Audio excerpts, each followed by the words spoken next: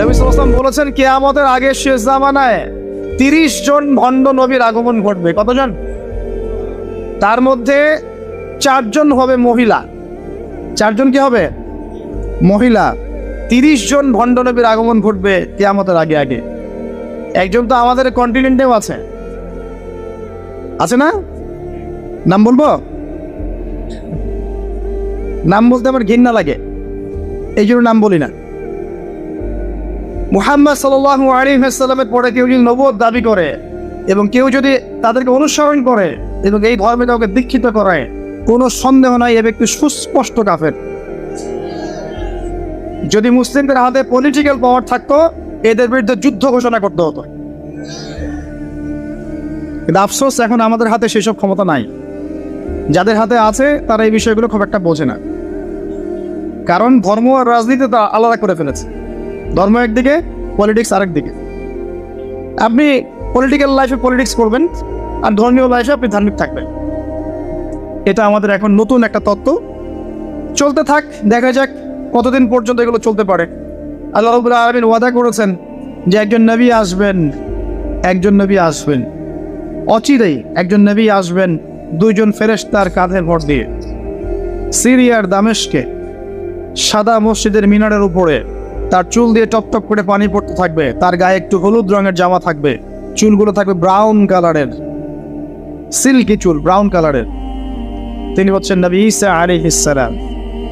মারিয়াম আলাইহিস সালামের তারা তাকে ক্রুশবিদ্ধ করে নাই, বাল রাফাআহুল্লাহু ইলাইহি, বরং আল্লাহ তাকে তার কাছে তুলে নিয়েছেন। সুবহানাল্লাহ। এবং তিনি তাকে পাঠাবেন কি জন্যে? কারণ শেষ জামানায় ঈসা ইবনে মারিয়াম এই জেরুজালেম থেকে সারা বিশ্বকে শাসন করবেন এই কারণে। এবং তার হাতে আল্লাহ রাব্বুল আলামিন মাসীহুদ দাজ্জালকে হত্যা করাবেন। একজন নবী, এর হাতে বিশ্বের ইতিহাস শেষ হবে, অন্য কারো হাতে শেষ হবে না। এই বিশ্বের ইতিহাসটা শেষ হবে একজন নবীর হাতে। যতক্ষণ না তিনি আসছেন, যতক্ষণ না সারা ওয়ার্ল্ডে তিনি ইসলামী খেলাফা পুনরায় কায়েম করছেন, ততক্ষণ কিয়ামত হবে না ইনশাআল্লাহ। একদম টেনশন করেন না, কিয়ামত হবেই না যতক্ষণ উনি আসছেন না ইনশাআল্লাহ আযza ওয়া জাল্লা। তাই এভাবেই যাবে, ঈসা ইবনে মারিয়ামের হাতে পুরো বিশ্বের ক্ষমতা থাকবে ইনশাআল্লাহ। তিনি সবচেয়ে বড় ক্যারেক্টার শেষ জামানার। আর তার অনেক আগেই ইমামুল মাহদী ইন্তেকাল করবে, অনেক আগেই ইমামুল মাহদী ইন্তেকাল করবে।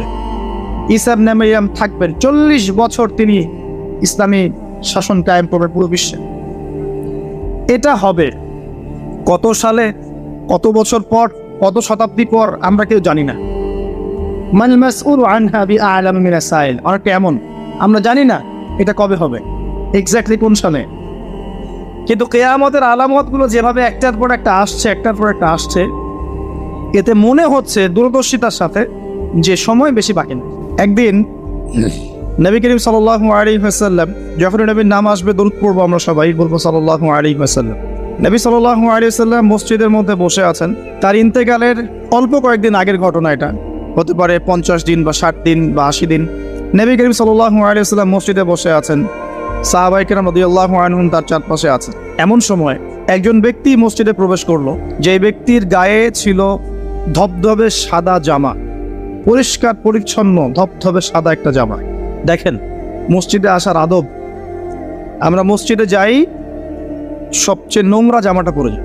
দেখবেন একটা ছেঁড়া লুঙ্গি, ছেঁড়া গেঞ্জি, ছেঁড়া পাঞ্জাবি, মসজিদে চলে গেলাম। এই ব্যক্তি মসজিদে আসছেন, তার সবচেয়ে সেরা কাপড়টা পরে আসছেন, ধবধবে সাদা জামা পরে আসছেন। আর সাদা পোশাক পরা কিন্তু সুন্নত, এটা জানেন তো? সাদা পোশাক পরা সুন্নত। সাদা পোশাক পরে তিনি মসজিদে আসলেন, ধবধবে সাদা পোশাক, এবং তার চুলগুলো ছিল প্রচণ্ড কালো, কুচকুচে কালো, সুন্দর পরিপাটি। তো পরিপাটি থাকা ইসলামের সুন্নত। তিনি এসে নবী সাল্লাল্লাহু আলাইহি ওয়াসাল্লামের কাছে এসে বসলেন। যেভাবে বসলেন তার ব্যাখ্যাটা হাদিসে এসেছে এভাবে, যে হাত্তা জালাসা মা'আন নবী সাল্লাল্লাহু আলাইহি ওয়াসাল্লাম ফাসনাদা রুকবাতাইহি ইলা রুকবাতাইহি ওয়া ওয়াদা'a কাফাইহি আলা ফাখিযাইহি। এই ব্যক্তি নবী সাল্লাল্লাহু আলাইহি ওয়াসাল্লামের কাছে এসে বসলেন, তার হাঁটুর সাথে হাঁটু লাগিয়ে দিলেন। আমরা তাশাহুদে যেমন করে বসি, আত-তাহিয়াতু লিল্লাহি ওয়াস সালাওয়াতু ওয়াত তাইয়্যিবাত, এই সময় আমরা যেমন করে বসি, এই ব্যক্তি এভাবে বসলেন, নবীর কাছে এসে বসলেন, হাঁটুর সাথে হাঁটু লাগিয়ে বসলেন। বসে তার দুই হাত আল্লাহ রসুলের এই যে পা উরু এর উপরে রাখলেন। টিচারের কাছে ওস্তাদের কাছে কি স্টুডেন্ট ছাত্র এসেছে বসতে, আদবটা দেখেছেন? আমরা একটু আদবের সাথে বসবো ইনশাল্লাহ। আদবের সাথে বসেছেন, বসে নবী সাল্লাল্লাহু আলাইহি ওয়াসাল্লামকে জিজ্ঞাসা করছেন, ইয়া মুহাম্মদ, বলেন সাল্লাল্লাহু আলাইহি ওয়াসাল্লাম, হে মুহাম্মদ সাল্লাল্লাহু আলাইহি ওয়াসাল্লাম, আখবিরনি আনিল ইসলাম। হে মুহাম্মদ সাল্লাল্লাহু আলাইহি ওয়াসাল্লাম, আমাকে ইসলাম সম্পর্কে বলুন। নবী সাল্লাল্লাহু আলাইহি ওয়াসাল্লাম বললেন, আল ইসলাম, ইসলাম হচ্ছে আন তাশহাদা আন লা ইলাহা ইল্লাল্লাহ ওয়া আন্না মুহাম্মাদান আবদুহু ওয়া রাসূলুহু। ইসলাম হচ্ছে প্রথমত তুমি সাক্ষ্য দিবে আল্লাহ ছাড়া কোনো ইলাহ নেই এবং মুহাম্মদ সাল্লাল্লাহু আলাইহি ওয়াসাল্লাম তার বান্দা এবং রাসূল। এটা প্রথম pillar, the first pillar of Islam. তাওহীদ, একত্ববাদের সাক্ষ্য দেয়া এবং রিসালাত, মুহাম্মদ সাল্লাল্লাহু আলাইহি ওয়াসাল্লামের নবুয়তের স্বীকৃতি দেয়া, এটা প্রথম। তারপরে ওয়ান তুকিমুস সালাহ, এবং তুমি সালাত কায়েম করবে, 5 ওয়াক্ত সালাত কায়েম করবে। ওয়া তুতিয়া যাকাত, এবং যাকাত প্রদান করবে, নিসাব পরিমাণ সম্পদ হয়ে গেলেই যাকাত প্রদান করবে। ওয়া তাসুমা রমাদান, এবং রমাদান মাসে সওম পালন করবে, রমজান মাসে সওম পালন করবে। এবং তোমার যদি সামর্থ্য হয় তাহলে বাইতুল্লাহ গিয়ে হজ করবে। এই হলো ইসলাম। ইসলামের পিলার কয়টা ভাই? 5টা। তাওহীদ এবং রিসালাত অর্থাৎ কালিমা লা ইলাহা ইল্লাল্লাহ মুহাম্মাদুন রাসূলুল্লাহ। 2 নাম্বার সালাত, 5 ওয়াক্ত। সালাত নাই, ইসলাম থেকে নাম কাটা। মান তারাকা সালাতান মুতাআম্মিদান ফাকাদ কাফারা, কেউ যদি সালাত ইচ্ছা করে ছেড়ে দেয় মুসলিমের লিস্ট থেকে নাম কাটা পড়ে গেছে। জনগণ থেকে হাজী সাহেব বলতে পারে আল্লাহর লিস্টের নাম নাই, কারণ সে সালাত ছেড়ে দিয়েছে। সালাত ছেড়ে দিলে ইসলামের কোনো পিলার থাকে না। আপনি অন্যান্য গুনাহ করছেন কিন্তু সালাত পড়ছেন, অ্যাটলিস্ট নাম আছে আপনার, মুসলিম আপনি। নামাজ বাদ দিয়ে দিয়েছে, তার ইসলামের লিস্টে তার কোনো নাম নাই।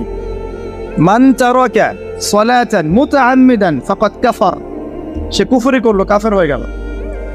বাইনার রাজুলি ওয়া বাইনাশ শিরকি ওয়াল কুফরি তারকুস সালাহ, একজন আল্লাহর বান্দা আর একজন কাফের মুশরিকের মাঝে পার্থক্য হচ্ছে নামাজ। ঠিক আছে ভাই, সালাত নাই, ইসলাম নাই। আচ্ছা, তারপরে বলেছেন যাকাত, তোমার নিসাব পরিমাণ সম্পদ হয়ে গেলে যাকাত প্রদান করবে। আপনার নিসাব পরিমাণ সম্পদ হয়ে গেলে 1 বছর যদি সম্পদ আপনার কাছে থাকে, আপনাকে যাকাত প্রদান করতে হবে 2.5%। এটা হলো ইসলামিক অর্থনীতির মূল ভিত্তি। ইসলামিক অর্থনীতি দাঁড়িয়ে আছে যাকাতের উপরে, ব্যবসার উপরে, সাদাকার উপরে। এগুলো ইসলামিক অর্থনীতির পিলার। এর মধ্য দিয়ে টাকা পয়সা সবার হাতে হাতে ঘুরতে থাকে। কেউ চিরস্থায়ী গরিব হয় না, কেউ চিরস্থায়ী ধনীও হয় না, একটা সাম্য বজায় থাকে। আর কেউ ধনী হয়ে গেলেও তার সম্পদে গরিবের হক থাকে, যাকাত, তখন সেটা তাকে দিতে হয়। এভাবে ইসলামিক ইকোনমিক্স ঘুরতে থাকে। পক্ষান্তরে সুদের মধ্য দিয়ে এক শ্রেণীর মানুষ দিন দিন ধনী হতে থাকে, আর এক শ্রেণীর মানুষ দিন দিন গরিব হতে থাকে। এটা সুদের ফলাফল। এর ফলশ্রুতিতে বিশ্বের একটা অংশ দিন দিন ধনী হয়েছে আর বাকি অংশগুলো গরিব হয়েছে। এবং এটা আমি অনেকদিন বলেছি, মায়ের সাথে জেনার মতো অপরাধ, আল্লাহ এবং তার রাসূলের সাথে যুদ্ধের মতো অপরাধ। 36টা জেনা করলে যে পাপ হয়, 1 দিরহাম সুদ খেলে সেই পাপ হয়। যে ব্যক্তি সুদ খায়, যে দেয়, যে লিখে রাখে, যে সাক্ষী থাকে, সবাইকে নবীজি বলেছেন সমান অপরাধী। এগুলোর সাথে সম্পৃক্ত থেকে কেউ যদি আশা করে যে আমি পরকালে নবীর সুপারিশ পাবো, হাউজে কাউসারের পানি পাবো, কবরের প্রশ্ন উত্তর দিতে পারবো, ওই ব্যক্তির চাঁদে গিয়ে থাকা দরকার, পৃথিবীতে থাকার দরকার নাই। পৃথিবী বুদ্ধিভিত্তিক মানুষদের জন্য, অজ্ঞদের জন্য নয়। 3 নম্বর যাকাত। 4 নম্বরে বলেছেন রমাদান মাসে সওম রাখবে। রমাদান আমাদের সামনে আছে, রমাদানকে নিয়ে আমি কয়েকটা লেকচার দিয়েছি এই পর্যন্ত। তো মূল কথাগুলো আবার বলছি আপনাদেরকে। রমজান মাসে সবচেয়ে বেশি সময় দিবেন আল কোরআনকে। পারবেন ইনশাআল্লাহ? কোরআন খতম করবেন রমজান মাসে, কোরআন তিলাওয়াত করবেন বেশি বেশি, অর্থটা বোঝার চেষ্টা করবেন। যারা হাফেজ আছেন তারা এটাকে চর্চা করবেন, হিফজটা চর্চা করবেন। রমাদান মাসে কোরআন শেখাবেন, শিখবেন। রমজান মাসে 5 ওয়াক্ত নামাজ জামাতে পড়ার চেষ্টা করবেন, যাকাতগুলো দিয়ে দেওয়ার চেষ্টা করবেন, কম খাওয়ার অভ্যাস করবেন, কম খাওয়ার অভ্যাস করবেন। বেশি বেশি বাজার ঘাটে যাবেন না, আল্লাহর জিকিরে, তাসবিহ তাহলিলে, আল্লাহর কাছে দোয়া ইস্তেগফারে সময় কাটাবেন। দান সদকা বাড়িয়ে দিবেন, রমজান মাসে দান সদকা বাড়িয়ে দিবেন, বেশি বেশি মানুষকে ইফতার করাবেন, তারাবির সালাত জামাতে পড়বেন, সম্ভব হলে শেষ দশকে ইতিকাফ করবেন, কারণ ওই দশকে কি আছে? লাইলাতুল কদর। শেষের দশকের বিজোর রাতে লাইলাতুল কদর আছে। 21, 23, 25, 27, 29 এর মধ্যে একটা রাত হচ্ছে লাইলাতুল কদর। আপনি এক রাত জাগবেন, হাজার হাজার মাস ইবাদত করেন নাকি পেয়ে যাবেন ইনশাআল্লাহ। এই সুযোগ পাওয়া যাবে সব সময়? আল্লাহ পাক কবুল করুন, আমিন। রমজানে এই কাজগুলো বেশি বেশি করবেন। এরপরে বলা হয়েছে যদি সামর্থ্য থাকে তুমি হজ করবে। হজ সবার উপরে ফরজ নয়, যাদের সামর্থ্য আছে তার উপরে হজ করা ফরজ। আমাকে বলা হয়নি যে টাকা পয়সা ধার করে হজ করতে, বলা হয়েছে? বলা হয়নি। হজের সামর্থ্য হলে আপনি হজ করবেন, আর হজ করবেন আল্লাহর তাওহীদ শেখার জন্যে, আলহাজ টাইটেল পাওয়ার জন্য নয়। একটা আলহাজ টাইটেল পেয়ে যাবো আর মানুষের ঘরে ঘরে গিয়ে বলবো আমি হাজী সাহেব, আমাকে মনোনীত করেন, এই জন্য হজ করবেন না। হজ করবেন আল্লাহর সন্তুষ্টির জন্যে, ইব্রাহিম আলাইহিস সালামের সুন্নাহ তরিকা শেখার জন্যে। ওই যে কাবা ঘর কার সুন্নতের সাথে জড়িত? ইব্রাহিম আলাইহিস সালাম। ওই যে কুরবানি করছি আমরা কার সুন্নতের সাথে জড়িত? ইব্রাহিম এবং ইসমাইল আলাইহিস সালাম। সাফা মারওয়া সাই করছেন কার সুন্নত? তার স্ত্রী ইসমাইল এবং হাজারা আলাইহিস সালাম। সব কিছু দেখবেন তাদের সাথে সম্পৃক্ত। শয়তানকে পাথর মারা কার সুন্নাহ? ওই যে ইব্রাহিম আলাইহিস সালাম। ইব্রাহিমী তাওহীদের একত্ববাদের চেতনা শিখতে হয় হজে গিয়ে। এটা আইওয়াশ করার নাম নয়, আলহাজ টাইটেল নেওয়ার জন্য নয়। আল্লাহ পাক বোঝার তৌফিক দান করুন। মানুষের আমলের মধ্যে যদি রিয়া থাকে, রিয়া, এই আমলগুলোকে আল্লাহ পাক ধুলো বানিয়ে উড়িয়ে দিবেন। আর রিয়া কি জিনিস? মানুষকে দেখানোর জন্য মানুষ আমল করা, মানুষ জানুক যে আমি অনেক বড় আলেম, অনেক বড় দায়ী, অনেক বড় বক্তা, অনেক বড় মুফাসসির, অনেক বড় হাফেজ, অনেক বড় বুজুর্গ। মানুষ আমাকে এটা মনে করুক। অন্যকে দেখানোর জন্য আমল করার সাথে সাথেই আপনার আমল নষ্ট হয়ে যাবে। আর এটা এত সূক্ষ্ম, যেটা সম্পর্কে নবী সাল্লাল্লাহু আলাইহি ওয়াসাল্লাম বলেছেন, অন্ধকার রাতে কালো পাথরের উপরে কালো পিঁপড়া যদি হেঁটে যায়, বোঝার চেষ্টা করেন, অন্ধকার রাতে কালো একটা পাথর, এর উপর কালো পিঁপড়া হেঁটে যাচ্ছে, বোঝা যাবে? তার শব্দ কি দেখা যাবে, শোনা যাবে? রিয়াটা এমন সূক্ষ্ম, বোঝা যায় না। যদি এটা মনের মধ্যে চলে আসে, এই দোয়াটা পড়তে পারেন, আল্লাহুম্মা ইন্নী আউযু বিকা আন উশরিকা বিকা ওয়া আনা আ'লাম ওয়া আস্তাগফিরুকা লিমা লা আ'লাম। ইনশাআল্লাহ আল্লাহ পাক মাফ করবে। অর্থ হচ্ছে, আল্লাহ আমি তোমার সাথে জানা এবং অজানা শিরক থেকে তোমার কাছে ক্ষমা চাচ্ছি। আমি জেনে যে শিরকগুলো করেছি এ থেকেও ক্ষমা চাচ্ছি, যেটা না জেনে করেছি, এই যে গোপন শিরক রিয়া করেছি, এ থেকেও মাফ চাচ্ছি। আল্লাহ পাক ইনশাআল্লাহ মাফ। এই পাঁচটা হচ্ছে ইসলামের পিলার। আর ইসলাম একমাত্র দিন যেটা আল্লাহর কাছে কবুলিয়ত পেয়েছে। অন্য কোনো দিন কি আল্লাহর কাছে গ্রহণযোগ্য? এর উত্তর কে দিবে? আল্লাহই দেখ। আল্লাহ পাকের কাছেই শোনেন।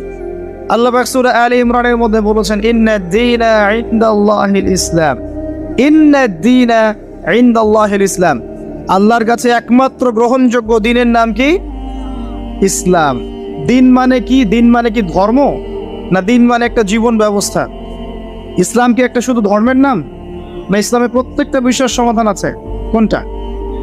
ধর্মের সমাধান ইসলামে নাই? কিভাবে আমল করতে হবে ইসলামে নাই? কিভাবে তাওহীদ পালন করতে হবে নাই? কেমন করে সুন্নত স্টাইলে জীবনযাপন করবো নাই? কেমন করে ব্যবসা করবো আছে না নাই? কেমন করে চাকরি বাকরি করবো আছে না নাই? কেমন করে সমাজ চালাবো ইসলামে আছে না নাই? কেমন করে বিশ্ব চালাবো ইসলামে আছে না নাই? কেমন করে অর্থনীতি চালাবো আছে না নাই? কি নাই ইসলামে? কি নাই ইসলামে? মিশকাতুন মাসাবিহ একটা বই আছে না হাদিসে? এই বইয়ের মধ্যে একটা অধ্যায় আছে, দেখবেন, মাথার চুল আঁচড়ানোর অধ্যায়। কি অধ্যায়? মাথার চুল কিভাবে আঁচড়াতে হয় এটাও ইসলাম শিখিয়ে দিয়েছে। সুবহানাল্লাহ। অধ্যায় দেখবেন হায়েজ নিফাস অধ্যায়। হায়েজ নিফাস তো বোঝেন। হায়েজ নিফাসের মতো বিষয়ে অধ্যায় রচনা করা হয়েছে এবং এখানে হেদায়েত দেওয়া হয়েছে। অধ্যায় আছে বাথরুম যাওয়া অধ্যায়, মানে ইস্তেঞ্জা করা অধ্যায়। কিভাবে আপনি ইস্তেঞ্জা করবেন, কিভাবে পেশাব পায়খানা করবেন ইসলামে দেয়া আছে। অধ্যায় আছে খাবার খাওয়া অধ্যায়, কিভাবে আপনি খাবার খাবেন, কতটুকু খাবেন, খাওয়ার আগে কি বলবেন, পরে কি বলবেন, লেখা আছে। কি নাই, আপনার বাথরুম থেকে শুরু করে রাষ্ট্র বিশ্ব পর্যন্ত, রাষ্ট্র তো অনেক দূরের কথা, বিশ্ব পর্যন্ত ইসলাম এখানে আছে। বিশ্বে কিভাবে অন্য দেশের সাথে আমাদের মেলামেশা করতে হবে সেটাও বলা আছে। বিশ্বাস হয় না? আল্লাহ সূরা মাইদায় বলেছেন 51 নম্বর আয়াতে, ইয়া আইয়ুহাল্লাযীনা আমানু, হে মুমিনগণ, লা তাত্তাখিযুল ইয়াহুদা ওয়ান নাসারা আউলিয়া, ইহুদি এবং নাসারাদেরকে বন্ধু রূপে গ্রহণ করো না, আউলিয়া রূপে গ্রহণ করো না। এটা ওয়ার্ল্ড অ্যাফেয়ার্স না? বুঝেন কথা? বা'দুহুম আউলিয়া ও বা'দ, এরা একে অপরের বন্ধু।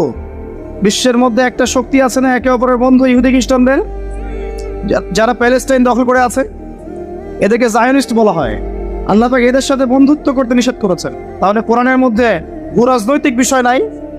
কি নাই? সব আছে। একজন মানুষ বিশ্বাস করে কোরআনের সব আছে, হাদিসের সব আছে, ইসলামের সব আছে, কিন্তু আমল করতে গিয়ে পারে না, এই ব্যক্তিকে আল্লাহ পাক মাফ করতে পারেন না? পারেন ইনশাআল্লাহ। আরেকজন ব্যক্তির বিশ্বাসই হয় না যে ইসলামের সব আছে, সে মনে করে ইসলাম এই যুগে চলে না ওই যুগে চলতো, সে মনে করে যে ইসলামে কোরআনে সবকিছু নাই, আংশিক বিষয় আছে, এগুলো আমরা ডিল করব। ভূরাজনৈতিক প্রেক্ষাপট, অর্থনীতি, সামাজিক নীতি, পলিটিক্স, এগুলো আমরা ডিল করব। ইসলাম হচ্ছে তসবিহ, তাহলিল, জিকির, আজকারের নাম। কিছু মানুষ এমনটাও মনে করে, আছে না? এদের জন্য জাহান্নামের আগুন ছাড়া কোনো জায়গা নাই, কোশ্চিন কালেও না। একজন ব্যক্তির আকীদা যদি ঠিক না হয়, তার আমল কোনো কাজে দিবে না। আর একজন ব্যক্তির আকীদা ঠিক আছে, ইসলামের সব আছে, কোরআনের সব আছে, হাদিসের সব আছে, আমি মানতে পারি না, আমি দুনিয়ার কারণে হোক, অন্যান্য চাপের কারণেই হোক, আমার বিভিন্ন স্বার্থের কারণে হোক, আমি মানতে পারছি না, কিন্তু আমি বিশ্বাস করি যে সব ইসলামে আছে, একে আল্লাহ পাক মাফ করতে পারেন না? ইনশাআল্লাহ পারেন। অতএব আকীদা পরিষ্কার করেন। আল্লাহ বলছেন, ইন্না দীনা ইনদাল্লাহিল ইসলাম, একমাত্র দিন আল্লাহর কাছে গ্রহণযোগ্য সেটা হলো ইসলাম। কথা বলেন, ইসলাম। অর্থ কি? আত্মসমর্পণ। ইয ক্বালা লাহু রাব্বুহু আসলিম, যখনই তার রব তাকে বলেছেন আত্মসমর্পণ করো, ক্বালা আসলামতু লিরাব্বিল আলামিন, তিনি বলেছেন আমি জগৎসমূহের প্রতিপালকের নিকটে আত্মসমর্পণ করলাম। এই ব্যক্তিকে ইব্রাহিম আলাইহিস সালাম, যখনই আল্লাহ বলেছেন আত্মসমর্পণ করো, তিনি বলেছেন আত্মসমর্পণ করলাম। তিনি তো আমাদের নাম রেখেছেন মুসলিম, তাই না? ওয়া সাম্মাকুমুল মুসলিমিন। আল্লাহ বলছেন সন্তানকে আর তার মাকে রেখে আসো কাবা ঘরের পাশে, মরুভূমিতে, জনমানব শূন্য জায়গায়। তিনি বলছেন না যে আল্লাহ এর পিছনে যুক্তি কি, ওকে রেখে আসবো, এর পিছনে দর্শন কি, এর পিছনে বৈজ্ঞানিক ব্যাখ্যা কি? জিজ্ঞাসা করেছেন? ইব্রাহিম আলাইহিস সালাম জিজ্ঞাসা করেছেন, রেখে এসেছেন। একবার আল্লাহ পাক বলেছেন সন্তানকে জবাই করে দাও, ইব্রাহিম আলাইহিস সালাম বলেছেন কি জন্য জবাই করবো আল্লাহ, বাচ্চা মানুষ, এর পিছনে যুক্তি কি আল্লাহ, এর পিছনে দর্শন কি, বৈজ্ঞানিক ব্যাখ্যা কি? জিজ্ঞাসা করেছেন?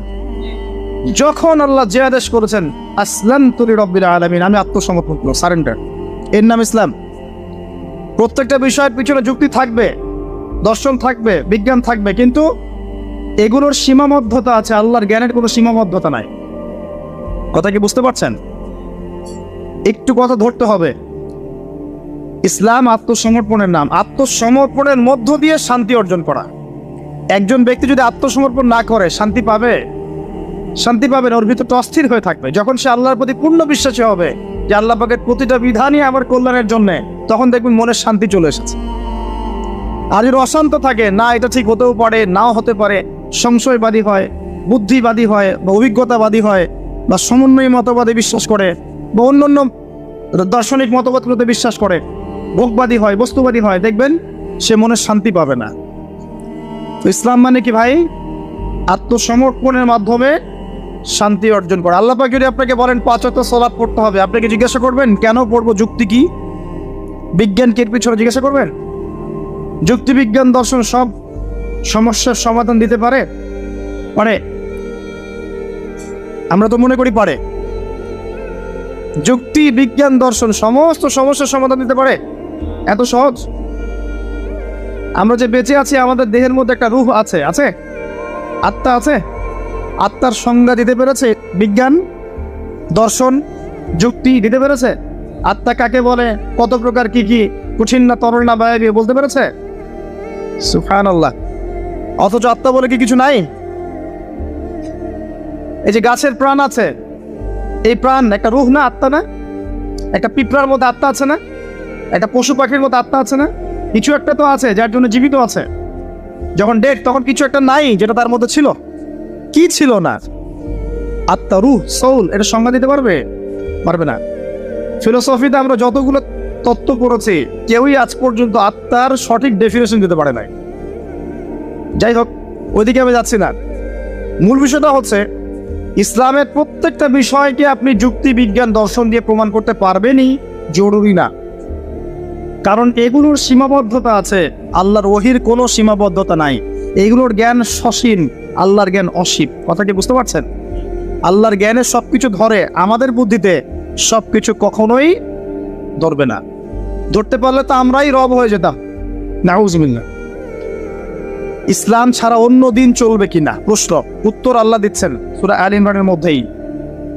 ওয়ামান ইয়াবতাগি গায়রাল ইসলামি দীনান ফালাই ইউকবালা মিন, কেউ যদি ইসলাম ছাড়া অন্য কোনো জীবন ব্যবস্থা তালাশ করে, ফালাই ইউকবালা মিন, আরবি যারা জানে টুকটাক ব্যাকরণ তারাও জানে, লাই ইউকবালা কোশ্চিন কালেও কবুল করা হবে, কখনো হবে এমন না।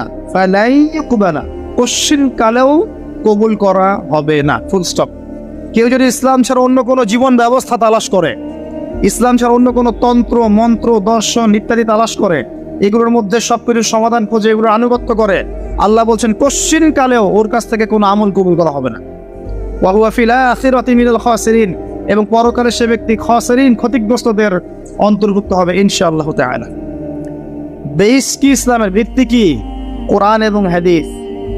যদি কেউ বলে আমি কোরআন মানি, হাদিস মানি না, সুস্পষ্ট কাফের।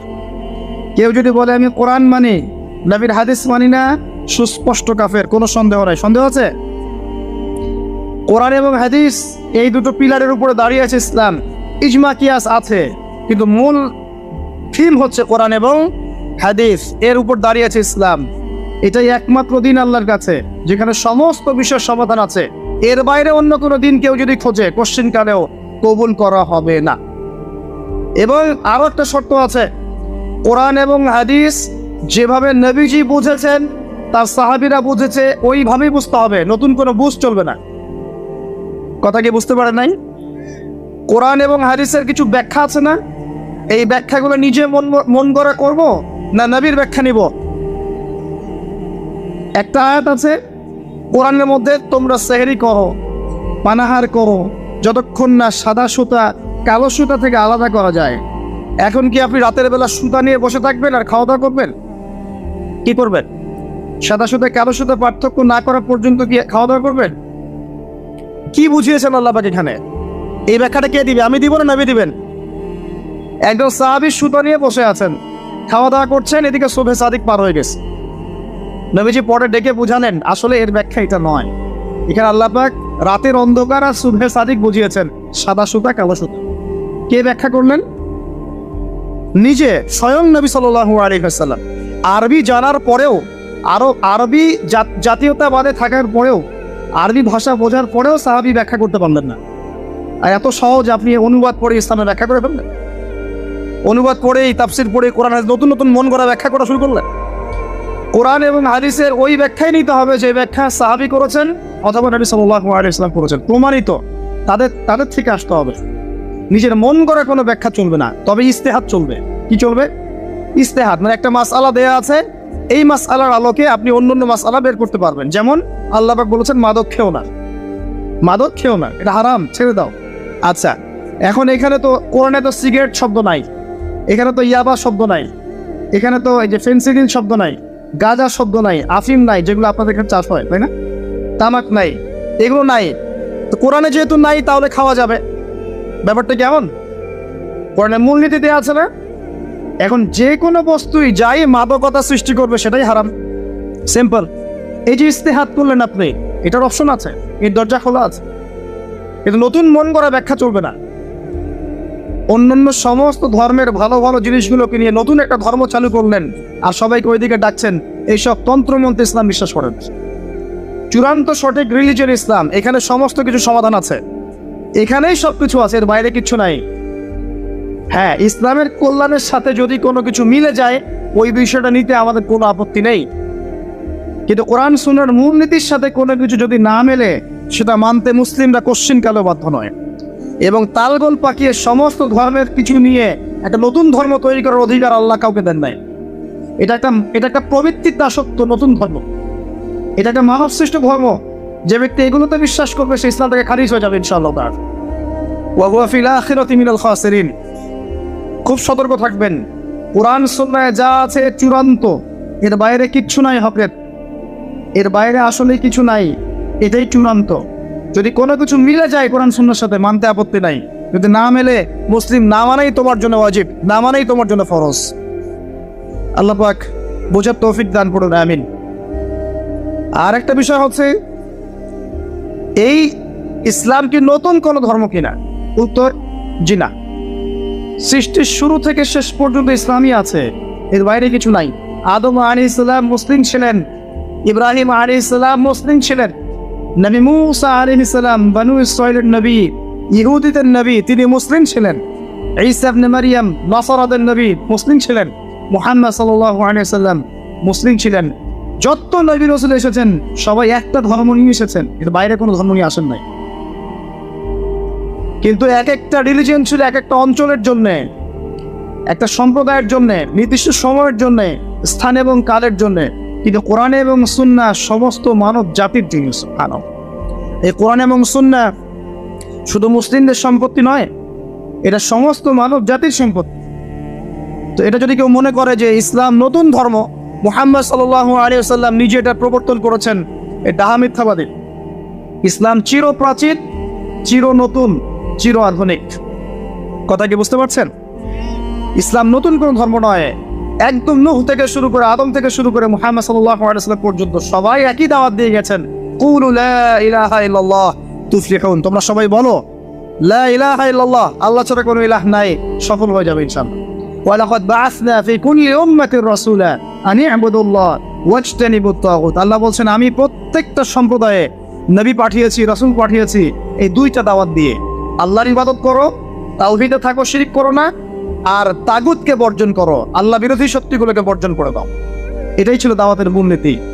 সবাই একই দাওয়াত নিয়ে এসেছে, সবাই মুসলিম ছিলেন। তাহলে সমস্যা হলো কিভাবে? সমস্যা হলো এভাবে, যখন একজন নবী ইন্তেকাল করেছেন তার পরবর্তীতে তার কম আস্তে আস্তে আস্তে আস্তে ধর্মগ্রন্থকে বিকৃত করা শুরু করেছে। এখন হাদিসের নামে অনেক জাল হাদিস নাই আছে না? অনেক জাল হাদিস, তারপরে অনেক উল্টা পাল্টা হাদিস মানুষ বলে বেড়াচ্ছে না, যেগুলো কোনোদিন শোনেন নাই জীবনে, আছে না? তো আল্লাহ পাক কোরআন সংরক্ষণ করেছেন, কোরআনের মধ্যে কেউ একটা চুল পরিমাণ ঢুকাতে পারবে না, বের করতে পারবে না। হাদিসের নামে অনেকেই জালিয়াতি করেছে, করে নাই? এখন এখানে যদি সমস্যা হয় তাহলে আগের ধর্মগ্রন্থগুলোর কথা চিন্তা করে দেখেন। মানুষ এভাবে নিজেদের স্বার্থে, কখনো ধর্মের স্বার্থে, কখনো দলের স্বার্থে, কখনো রাজনৈতিক স্বার্থে, কখনো ইহুদি খ্রিস্টানদের প্ররোচনায় বিভিন্ন রকম তন্ত্রমন্ত্র শুরু করেছে এবং শরীয়তকে বিকৃত করার চেষ্টা করেছে। এটা শুরু থেকেই ছিল, এভাবেই আস্তে আস্তে ধর্মগুলো বিকৃত হয়েছে। যখনই একটা ধর্ম বিকৃত হয়েছে, আসমানি কিতাবকে বিকৃত করা হয়েছে, আল্লাহ পাক নতুন নবী পাঠিয়েছেন, নতুন আসমানি কিতাব পাঠিয়েছেন। কিন্তু কিয়ামত পর্যন্ত কোরআন এবং হাদিসের বাইরে নতুন কোনো কিতাব আসবে? আর কোনো নবী আসবেন? এবার আসেন যে টপিকটা দিয়েছেন ওখান থেকে কথা বলি। নবী সাল্লাল্লাহু আলাইহি ওয়াসাল্লাম বলেছেন কিয়ামতের আগে শেষ জামানায় 30 জন ভণ্ড নবীর আগমন ঘটবে। কতজন? তার মধ্যে 4 জন হবে মহিলা। 4 জন কি হবে? মহিলা। 30 জন ভণ্ড নবীর আগমন ঘটবে কিয়ামতের আগে আগে। একজন তো আমাদের কন্টিনেন্টেও আছে, আছে না? নাম বলবো? নাম বলতে আমার ঘৃণা লাগে, এই জন্য নাম বলি না। মুহাম্মদ সাল্লাল্লাহু আলাইহি ওয়াসাল্লামের পরে কেউ নবুয়ত দাবি করে এবং কেউ যদি তাদেরকে অনুসরণ করে এবং এই ধর্মে কাউকে দীক্ষিত করায়, কোনো সন্দেহ নাই এ ব্যক্তি সুস্পষ্ট কাফের। যদি মুসলিমদের হাতে পলিটিক্যাল পাওয়ার থাকতো এদের বিরুদ্ধে যুদ্ধ ঘোষণা করতে হতো। কিন্তু আফসোস এখন আমাদের হাতে সেসব ক্ষমতা নাই। যাদের হাতে আছে তারা এই বিষয়গুলো খুব একটা বোঝে না, কারণ ধর্ম আর রাজনীতি তা আলাদা করে ফেলেছে। ধর্ম একদিকে, পলিটিক্স আরেক দিকে। আপনি পলিটিক্যাল লাইফে পলিটিক্স করবেন আর ধর্মীয় লাইফে আপনি ধার্মিক থাকবেন। এটা আমাদের এখন নতুন একটা তত্ত্ব, চলতে থাক, দেখা যাক কতদিন পর্যন্ত এগুলো চলতে পারে। আল্লাহ রাব্বুল আলামিন ওয়াদা করেছেন যে একজন নবী আসবেন, অচিরেই একজন নবী আসবেন 2 জন ফেরেশতার কাঁধে ভর দিয়ে। সিরিয়ার দামেস্কে সাদা মসজিদের মিনারের উপরে তার চুল দিয়ে টপ টপ করে পানি পড়তে থাকবে, তার গায়ে একটু হলুদ রঙের জামা থাকবে, চুলগুলো থাকবে ব্রাউন কালারের, সিল্কি চুল ব্রাউন কালারের। তিনি হচ্ছেন নবী ঈসা আলাইহিস সালাম। মারিয়াম আলাইহিস সালামের তারা তাকে ক্রুশবিদ্ধ করে নাই, বাল রাফাআহুল্লাহু ইলাইহি, বরং আল্লাহ তাকে তার কাছে তুলে নিয়েছেন, সুবহানাল্লাহ। এবং তিনি তাকে পাঠাবেন কি জন্যে? কারণ শেষ জামানায় ঈসা ইবনে মারিয়াম এই জেরুজালেম থেকে সারা বিশ্বকে শাসন করবেন এই কারণে। এবং তার হাতে আল্লাহ রাব্বুল আলামিন মসিহুদ দাজ্জালকে হত্যা করাবেন। একজন নবী এর হাতে বিশ্বের ইতিহাস শেষ হবে, অন্য কারো হাতে শেষ হবে না। এই বিশ্বের ইতিহাসটা শেষ হবে একজন নবীর হাতে। যতক্ষণ না তিনি আসছেন, যতক্ষণ না সারা ওয়ার্ল্ডে তিনি ইসলামী খেলাফা পুনরায় কায়েম করছেন, ততক্ষণ কিয়ামত হবে না ইনশাআল্লাহ। একদম টেনশন করেন না, কিয়ামত হবেই না যতক্ষণ উনি আসছেন না ইনশাআল্লাহ। তাই এভাবেই যাবে, ঈসা ইবনে মারিয়ামের হাতে পুরো বিশ্বের ক্ষমতা থাকবে ইনশাআল্লাহ। তিনি সবচেয়ে বড় ক্যারেক্টার শেষ জামানার। আর তার অনেক আগেই ইমামুল মাহদী ইন্তেকাল করবে, অনেক আগেই ইমামুল মাহদী ইন্তেকাল করবে। ঈসা ইবনে মারিয়াম থাকবেন 40 বছর, তিনি ইসলামী শাসন কায়েম করবেন পুরো বিশ্বে। এটা হবে কত সালে, কত বছর পর, কত শতাব্দী পর আমরা কেউ জানি না। মাল মাসউলু আনহা বিআলাম মিনাস সাইল, অনেকটা এমন আমরা জানি না এটা কবে হবে, এক্স্যাক্টলি কোন সালে। কিন্তু কিয়ামতের আলামতগুলো যেভাবে একটার পর একটা আসছে, এতে মনে হচ্ছে দূরদর্শিতার সাথে যে সময় বেশি বাকি না। একটা বিষয়ের আলামত প্রকাশ পেলে মানুষ বুঝতে পারে না যে একটা বিষয় ঘটতে যাচ্ছে। একজনের ক্যান্সার হয়েছে মনে করেন, নাউজুবিল্লাহ, ক্যান্সার হয়েছে, সে অসুস্থ হয়েছে, আস্তে আস্তে আরেকটু অসুস্থ হচ্ছে, তারপর আরেকটু অসুস্থ হচ্ছে, এক পর্যায়ে লাস্ট স্টেজে চলে গেছে। তখন ডাক্তার বুঝতে পারে না যে ইনার হাতে বেশি সময় নাই। কথা বোঝা যায়? যখন এমনভাবে সাইনগুলো একটার পর একটা আসতে থাকে, আমরা অনুমান করে ফেলি না, একটা এস্টিমেট করি না যে সম্ভবত সময় বেশি নাই, এই ব্যক্তি বেশি দিন বাঁচতে পারবে না, হয়তো শেষ স্টেজে আছে, ক্যান্সার ধরা পড়েছে, সে একদম শয্যাশায়ী, মৌতের আলামত প্রকাশ পাচ্ছে। তাহলে কি আপনি বলতে পারবেন না যে তার সময় হয়তো বা সন্নিকটে চলে এসেছে? এটা বলা কি গায়েব জানা হলো? গায়েবের খবর বলা হলো? এটা আপনার দূরদর্শিতা, এটা আপনার হিকমা, আপনার প্রজ্ঞা, আপনার দূরদর্শিতা, আপনার বাসীরা। এই বাসীরার চর্চা করা কি নাজায়েজ? আমরা হাদিসটা শেষ করি, তারপর দেখবেন নবী সাল্লাল্লাহু আলাইহি ওয়াসাল্লাম কি করেছেন। আমি বলতে চাচ্ছি, বিশ্ব এখন যে অবস্থায় আছে, আস্তে আস্তে আলামতগুলো আরো বাড়বে এবং শেষটা হবে একজন নবীর হাতে, যিনি এই পৃথিবীকে শাসন করবেন, একজন বাদশা হিসেবে শাসন করবেন। একজন নবী হবেন এই বিশ্বের শেষ রাজনীতিবিদ। আপনি কি বলছেন? রাজনীতি এক জিনিস আর ধর্ম এক জিনিস। একজন নবী হবে এই বিশ্বের শেষ পলিটিশিয়ান, দেখে নিয়েন। তার নাম কি? নবী ঈসা ইবনে মারিয়াম। ও ওয়ার্ল্ড ব্যাংক কিছুই করতে পারবে না তাকে, ইউনাইটেড নেশনস তার কোনো ক্ষতি করতে পারবে না, ওই ন্যাটো তার কোনো ক্ষতি করতে পারবে না, ওই ইসরায়েল তার কোনো ক্ষতি করতে পারবে না, পশ্চিমা সবাই একত্রিত হয়ে ওর কোনো ক্ষতি করতে পারবে না ইনশাআল্লাহ তাআলা। আল্লাহ পাক তাকে মদদ করবে, সাহায্য করবে। কে আছে তাকে ঠেকাবে? কে আছে তাকে ঠেকাবে? কেউ নাই। তো এটা হবে ইনশাআল্লাহ। ওই সময় কারা বেঁচে থাকবে আল্লাহু আ'লাম। আমার মনে হয় না আমরা সেই সময় বেঁচে থাকবো, আমার মনে হয় না যে আমরা ওই সময় বেঁচে থাকবো, ইল্লা মাশাআল্লাহ। এটার জন্য অনেক সময় পড়ে আছে। আমরা অন্যদিকে আসেন। এখানে একটা বিষয় আপনাকে ক্লিয়ার করা হলো যে কোরআন এবং হাদিস ইসলামের মূল মানদণ্ড। এটার উপর 5টা পিলার দাঁড়িয়ে আছে: সালাত, তার আগে তাওহীদ এবং সুন্নাহ, যাকাত, রমাদানের সাওম এবং হজ। এটাকে নিয়ে একটি ইসলাম দিন, কমপ্লিট কোড অফ লাইফ, জীবনের সব ক্ষেত্রে সমাধান আছে। এর বাইরে অন্য কোনো দিন তালাশ করলে জাহান্নামে যাবে। অন্য সব ধর্ম নিয়ে একটা নতুন ধর্ম বানালে জাহান্নামে যাবে। ইসলাম যেভাবে আছে এভাবেই বুঝতে হবে, নবীর বুঝ অনুযায়ী, সাহাবে কেরামের বুঝ অনুযায়ী। এর বাইরে কোনো নতুন বুঝ চালু করলেও বাতিল হবে, গণ্য হবে না। মানে আমিলা আমালান লাইসা আলাইহি আমরুনা ফাহুয়া রাদ। কেউ যদি ইসলামের নামে নতুন কোনো তন্ত্রমন্ত্র চালু করে যার পক্ষে আমাদের কোনো দলিল নাই, সেটা প্রত্যাখ্যাত, নবী সাল্লাল্লাহু আলাইহি ওয়াসাল্লাম বলেছেন। এবার আসেন দ্বিতীয় প্রশ্ন। এই ব্যক্তি প্রশ্ন করছেন, কোন ব্যক্তি?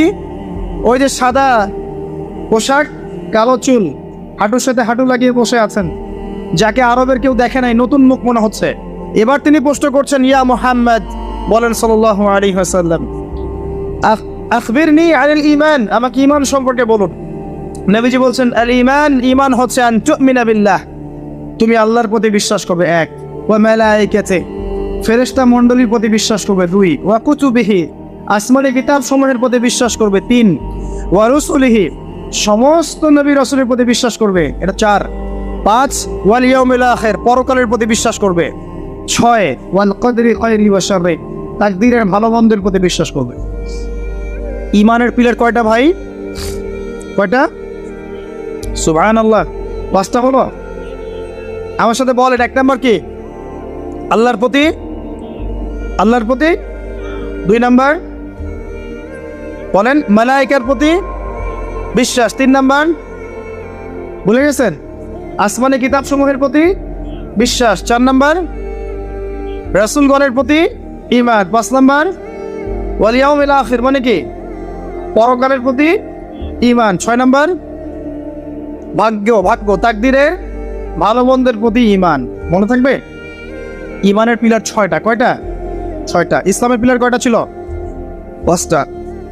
এই ছয়টা পিলারকে আবার তিনটা কাজ করতে হবে। কয়টা কাজ? এক নাম্বার তাসদীক বিল জিনান, আপনাকে অন্তর থেকে বিশ্বাস করতে হবে, এগুলোকে অন্তর দিয়ে বিশ্বাস করতে হবে। আব্দুল্লাহ বিন উবাই মুনাফিকের মতো মুখ দিয়ে স্বীকৃতি শুধু নয়, অন্তর দিয়ে বিশ্বাস করতে হবে। তারপরে ইকরার বিল লিসান, আপনাকে মৌখিক স্বীকৃতি প্রদান করতে হবে। দুই, তিন নাম্বার হচ্ছে ওয়াল আমালু বিল আরকান, আপনাকে কাজে বাস্তবায়ন করতে হবে। তাহলে ঈমানের ছয় পিলারকে কি করব? তিন কাজ করব। কয় কাজ? তিন কাজ। এক নাম্বার অন্তরে বিশ্বাস, দুই নাম্বার বলেন মুখে স্বীকৃতি, তিন নাম্বার কাজে বাস্তবায়ন। কেউ যদি বলে আমি মনে বিশ্বাস করি, আমার নামাজ না পড়লেও চলে, চলবে? কেউ যদি বলে আমি মনে অনেক বিশ্বাস করি, যাকাত না দিলেও চলে, আমার চলবে? অনেকে তো এখন এমনও বলে যে আমার নামাজ রোজা হজ জাকাত কিছুরই দরকার নাই, আমি মারেফতের উচ্চ আসলে পৌঁছে গেছি, বলে না? আসলে এরকম ভণ্ডপীর আছে না? সাবধান, ঈমান আমল হারাবেন না। ওয়া'বুদ রাব্বাকা হাত্তা ইয়াতিয়াকাল ইয়াকিন, নবী সাল্লাল্লাহু আলাইহি ওয়াসাল্লামকে বলা হয়েছে শেষ পর্যন্ত, মওত আসার আগ পর্যন্ত তুমি আল্লাহর ইবাদত করতে থাকো। আর এখন এক শ্রেণী মানুষ বলছে নামাজ রোজা হজ জাকাত আমাদের লাগে না, সাধারণ মানুষের লাগে। আমরা তো পৌঁছাই গেছি জায়গা মতো। কোথায় পৌঁছাই গেছেন ভাই? সুবহানাল্লাহ। তো তিনটা কাজ করাই জরুরি। অন্তরে বিশ্বাসও যেমন করতে হবে, মুখে স্বীকৃতি দিতে হবে, এবং কাজে বাস্তবায়ন করতে হবে। আল্লাহ পাক তৌফিক দান করুন, আমিন। কাজে বাস্তবায়ন করতে গিয়ে আপনার দ্বারা ভুল ত্রুটি হতে পারে, কবিরা গুনাহও হতে পারে। আপনি সুদ খেয়ে ফেলতে পারেন, জেনা করে ফেলতে পারেন, আপনি কি বলবো হারাম খেতে পারেন, কবিরা গুনাহ করে ফেলতে পারেন, মিথ্যা বলতে পারেন, গীবত করতে পারেন, ইত্যাদি ইত্যাদি। অনেক বড় বড় পাপ করতে পারেন কাজ করতে গিয়ে। তখন আপনার জন্য তওবার দরজা খোলা আছে না নাই? মওত পর্যন্ত তওবার দরজা খোলা আছে না নাই? আপনার জন্য তওবার দরজা খোলা আছে, আপনি তওবা করে ফিরে আসতে পারবেন। কেউ যদি কবিরা গুনাহ করে, সে কি কাফের হয়ে যাবে? তাকে কি হত্যা করা লাগবে?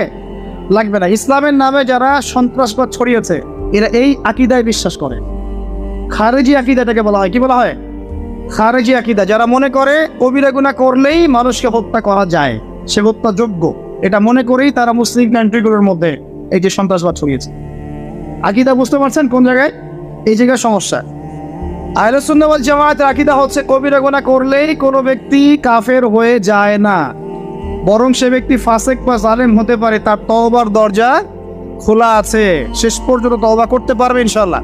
কোন অবস্থায় তার মওত হবে সেটা আল্লাহ দেখবেন, আমার জাত করার কোনো দরকার নাই। আছে? কোনো দরকার নেই। আল্লাহ পাক আমাদেরকে বোঝার তৌফিক দান করুন, আমিন। এটা দুই নম্বর প্রশ্ন।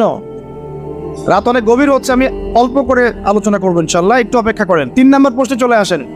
এই ব্যক্তি প্রশ্ন করছেন তিন নাম্বার। কোন ব্যক্তি ভাই? ওই যে হাঁটুর সাথে হাঁটু লাগিয়ে বসে আছেন, তার গায়ে কি রঙের জামা আছে? তার চুল কেমন? তাকে চেনা যায়? পরিচিত না অপরিচিত? অপরিচিত।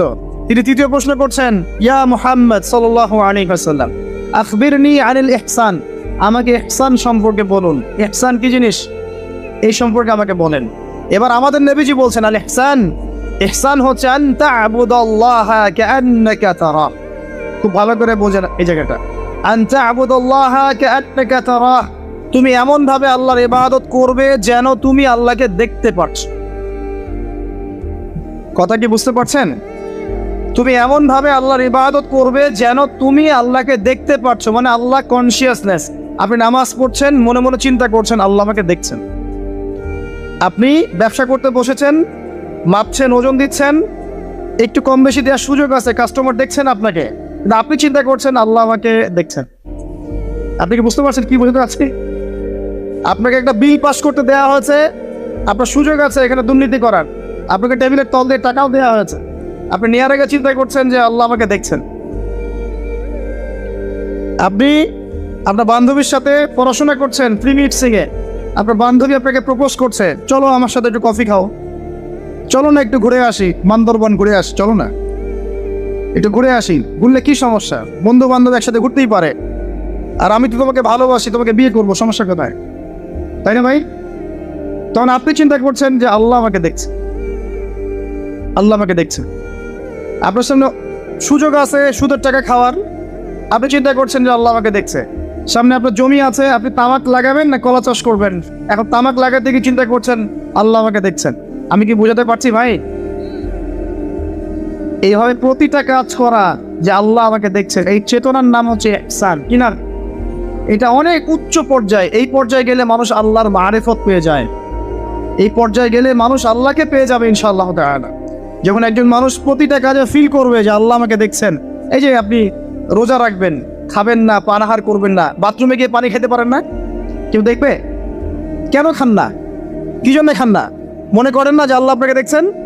এইটাই হলো ইহসান, যে আপনি চিন্তা করছেন আল্লাহ আমাকে প্রতিটা কাজেই দেখছে। আপনি আল্লাহ বিরোধী কোনো কাজ করতে পারি না, আল্লাহ আমাকে দেখছেন। আমি কারো প্রতি জুলুম করতে পারি না, আল্লাহ আমাকে দেখছেন। বোনের সম্পত্তি আত্মসাৎ করতে পারি না আমি, আল্লাহ আমাকে দেখছেন। নামাজ না পড়ে আমি বাসায় ঘুমিয়ে থাকতে পারি না, আল্লাহ আমাকে দেখছেন। যাকাত না দিয়ে আমি থাকতে পারি না, আল্লাহ আমাকে দেখছেন। রমজানের রোজা না রেখে আমি থাকতে পারবো না, আল্লাহ আমাকে দেখছেন। আমি পর্দা না করে বেহায়ের মতো চলতে পারি না, আল্লাহ আমাকে দেখছেন। এই চেতনার নাম কি? ইহসান। মনে থাকবে ভাই। নবীজি বলছেন আনতা আবুদুল্লাহ কাআন্নাকা তারা ওয়া ইন লাম তাকুন তারা।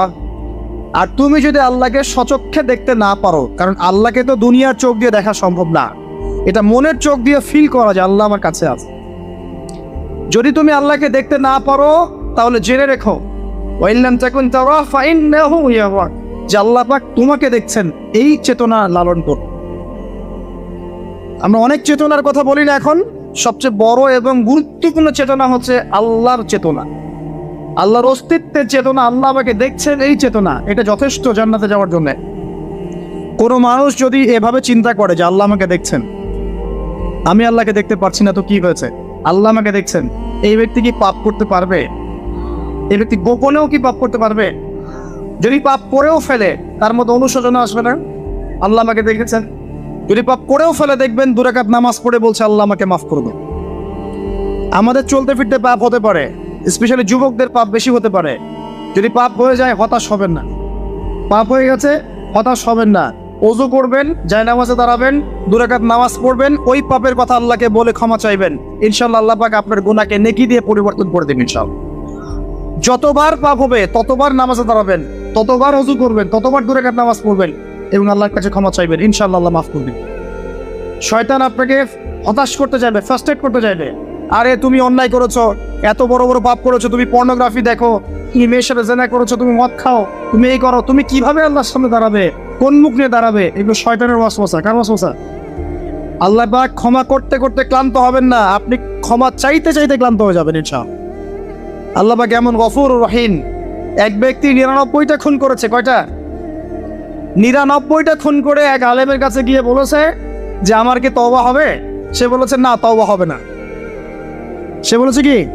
তওবা হবে না। সে আলেম ছিল না, সে আবেদ ছিল। আবেদ মানে ইবাদত করতে বেশি বেশি, খুব বেশি জ্ঞান ছিল না। আমাদের মতো আমরা কিন্তু ইবাদত বেশি করি, জ্ঞান খুব কম। তো সে ছিল আবেদ, সে বলেছে না তওবা হবে না। তো ও বেটারেও কোপ দিয়ে 100টা খুন করে ফেলেছে, 100 ফিল আপ। এবার সে চিন্তা করছে যে আমি কি করব? আরেকজন আলেমের কাছে গিয়ে বলছে আমি 100টা খুন করেছি, তওবা হবে? তো এই আলেম সত্যিকারের আলেম ছিলেন, তিনি বলেন হ্যাঁ তওবা হবে, তুমি ইস্তেগফার করো এবং এই এলাকা থেকে চলে যাও, অন্য এলাকায় গিয়ে থাকো, অন্য একটা এলাকায় গিয়ে থাকো, এখানে তোমার স্মৃতি জড়িত আছে, অন্য জায়গায় হিজরত করে গিয়ে থাকো। তো সে ব্যক্তি চলে গেল, যাওয়ার পথে তার মৃত্যু হয়ে গেছে। আর আল্লাহ পাকের ফেরেশতা চলে এসেছে, আযাবের ফেরেশতা এবং জান্নাতের ফেরেশতা তারা নিজেদের মধ্যে এখন তর্ক করছে কে রূহটা নেবে, আত্মাটা কে নেবে। ওই যে রূহ কাকে বলে সায়েন্সকে জিজ্ঞাসা করেন, সায়েন্সের প্যান্ট খারাপ হয়ে যাবে, রূহ কাকে বলে তো দেখি। এখন আল্লাহ পাক এই বান্দাকে মাফ করতে চাচ্ছেন, তিনি কি করলেন? আল্লাহ পাক কৌশল করলেন। তিনি বললেন জমিনটা মেপে দেখো, ফেরেশতারা তোমরা জমিন মেপে দেখো, সে যেখান থেকে বের হয়েছে সেখানকার দূরত্ব বেশি না যেখানে যাচ্ছিল ওখানকার দূরত্ব বেশি। এবার আল্লাহ পাক জমিনকে আদেশ করলেন, এই জমিন তুমি লম্বা হয়ে যাও। জমিন আল্লাহর আদেশ শোনে না? এই পাহাড় আল্লাহর আদেশ শোনে না? শোনে। পাহাড়ে যা হচ্ছে, আল্লাহ রাব্বুল আলামিনের গজব চলে আসলে এই পাহাড় দেখবেন মানুষের উপর গজব ফেলবে ইনশাআল্লাহ তাআলা। সমুদ্রের কিনারে যা হচ্ছে আমরা দেখে আসলাম যে নগ্নতা অশ্লীলতা চলছে, যখন আল্লাহ পাকের গজব আসবে দেখবেন সমুদ্র ভাসিয়ে দিবে সবাইকে। দেখেন আল্লাহর আদেশ যখন চলে আসবে প্রকৃতি আল্লাহর কথা শুনবে। জমিনকে আল্লাহ বললেন লম্বা হয়ে যাও, জমিন লম্বা হয়ে গেল। এবার ফেরেশতারা মেপে দেখলো সে যেখানে যাচ্ছিল ওর পরিমাণটা বেশি। আল্লাহ পাক বললেন ওকে মাফ করে দাও, ওকে মাফ করে দেওয়া। 100 খুন করেছে। কত খুন? এটা বলে আপনাকে আমি খুন করতে উৎসাহিত করছি না, কথা কি বুঝতে পারছেন? আমি আপনাকে খুন করতে উৎসাহিত করছি না। আমি বলছি আল্লাহ পাকের দয়া এত প্রশস্ত যে আপনি পাপ করলে হতাশ হবেন না, হতাশ হয়ে যাবেন না। আমি অনেক পাপ করে ফেলেছি, আল্লাহ মাফ করবেন এমন চিন্তা করবেন না।